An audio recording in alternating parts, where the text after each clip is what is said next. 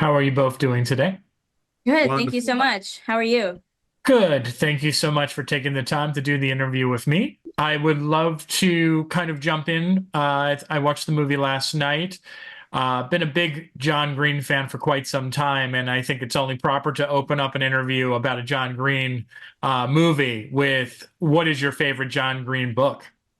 Ooh, I mean, like annoying to say turtles all the way down, I probably, kind of have to. but true. I mean, I loved The Fault in Our Stars. That was one of those like prominent books that I read like in middle school that's like made me feel big feelings from a book for the first time. Like it was one of those. So that will always hold a special place. But yeah, I mean, it has to be Turtles all the way down. I fell in love with it hard. And I mean, all his work is incredible, but I think there's something a little bit different energetically, tonally about it. It's a little bit unique from his other work. Similarly, I have to say Turtles. I think it's such a personal story for John. Mhm. There's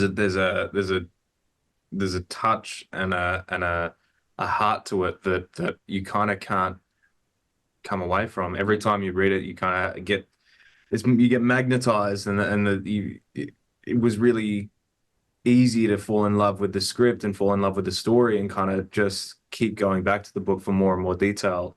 And for that reason, you fall in love with anything when you make a story. Yeah. But I think what made this story unique is that I kept falling in love with it. Mhm. Every day we would come to shoot, there was something new that I was recognizing, and that's quite rare. Yeah. I wanted to kind of jump onto something that you mentioned, Felix, and that is you mentioned how this is John Green's most personal story. I think he's made that very well known when he was promoting this book. And I'm very curious for both of you. Is there a sort of level? I mean, it's funny, the movie is about anxiety and OCD and things of that nature. But for you as actors, is there something, a level of anxiety that goes into it, knowing that this is personal to the person who you're bringing the story to life for? Yeah, 100%. I mean, it's a big responsibility, but I have to say, I mean, like the second you asked it, my instinct was to say no. And the reason is not because that those nerves didn't come about initially, but because the second you meet John, he's so lovely, so warm, so welcoming, and just comes in with an energy that's so open and so giving and so generous and so excited to be doing what we're doing that it's really did wash all of that away. And it became less nerve-wracking, it became less of an anxiety and more of just an honor that you could really enjoy, just wanting to make him feel good about how we took his original work and made our adaptation. And like even having him on set because he's a producer and he was on set quite a bit, like I was concerned that I'd be distracted the days he was there. I mean, not too much because I'm a professional, but like distracted enough to be, just to feel his eyes. But it like when we were filming, I decided it is not like having like an author with like arms crossed, like how is this coming together? Like how are you honoring my story? And was more having like a proud like dad at your Yeah. recital. Yeah, It just made me want to dance so much harder. 100%. That's so Um, true. so yeah, I think he eased all of that. Yeah, that's so true. I think what I'm learning, or at least what I'm figuring out this year, is that nerves. If you're nervous about something, it means you care. Yeah. And that's not necessarily a bad thing. So it was less anxiety for me and more of I was nervous but because I cared so much and because there's a responsibility to this is such a loved story, and it's so personal for John. So it didn't feel like there was a risk of like letting someone down, but it was more about there's a responsibility to get it right. Um, and and all of it comes down to because we all care so Yeah. much. So I'm going to end on a little bit of a tough question here, but I think it's very important because the film is very much focused on this. Do you think we're going to get to a point in the foreseeable future where characters who have like mental health issues or OCD, anxiety, are going to be seen normally, not just in society, but like in film and television? Because I feel like it's so rare that we see that depicted on screen. And I just want to get your POV on this. It's such an interesting question, and I think it all relates back to the key question that I think I wrestle with a lot in that what is art a mirror for society? Are we holding up a mirror to what we are all living right now, or is it a projection of what we want to be living? And I certainly think there's some genres that lean into that more, like sci-fi is kind of like where we're going, what do we want to do? And certainly YA is about, growing up and what it's like looking backwards.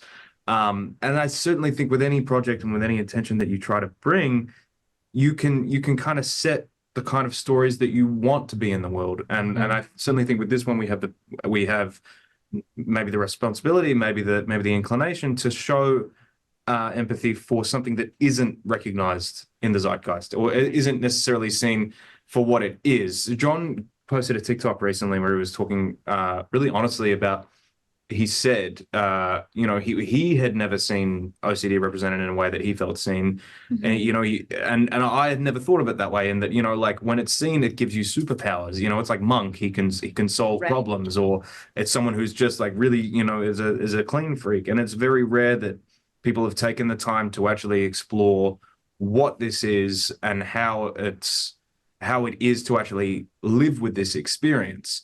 And fairly honestly, I think the risk, and I think what has happened in certain projects is because we're making TV and we're making film, you glamorize it, and I don't think that this, and what I love about this film is that we kind of really show how horrific it is for this person to experience OCD. So I think that's what I would love us all to move forward, is to kind of show what it's like to live with it, honestly. If I could just add on a little bit, I would say also, in terms of the way you phrased it was, will we ever see this represented as normal? Will we ever see these characters shown normally? And I think what I would hope is for the industry and for the film and the TV that we all love is that the definition of normal not just changes, but kind of evaporates and disintegrates.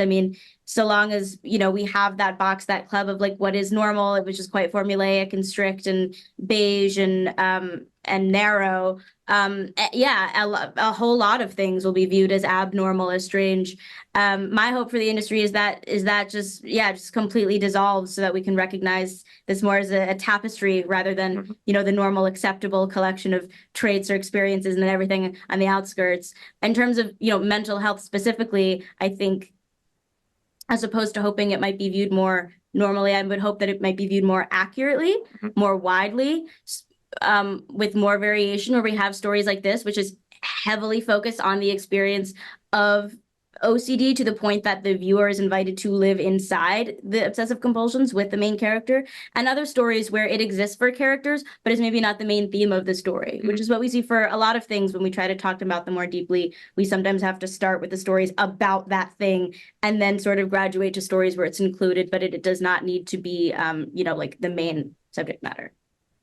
Thank you very much, both, for very insightful answers. They're going to kill me if I take any more time. So thank you so very much. I appreciate you. Thank you. Appreciate it. Thanks, mate.